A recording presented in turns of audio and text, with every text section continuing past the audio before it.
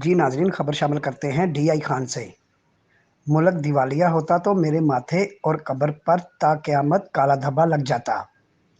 वज़ीर-ए-आज़म शहबाज शरीफ ने कहा कि मुल्क दिवालिया होता तो मेरे माथे और कब्र पर ता क़यामत तक काला धब्बा लग जाता।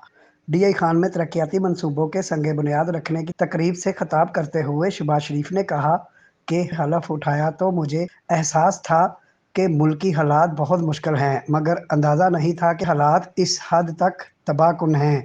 हम मुश्किल वक़्त से निकल गए हैं। शहबाज शरीफ ने कहा कि चेयरमैन PTI ने IMF से जो मुआहिदा किया वो तोड़ दिया। उन्होंने सियासत चमकाने के लिए रियासत को कुर्बान करने को तरजीह दी। हमारी हुकूमत ने फैसला किया कि सियासत कुर्बान करके रियासत बचाएंगे।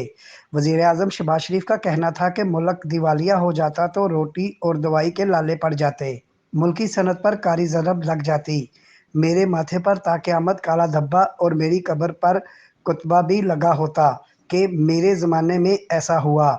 इस पर अल्लाह का जितना शुक्र अदा करूं कम है। सारी उम्र भी सजदा रेज़ रहूं तो शुक्र अदा नहीं कर सकता।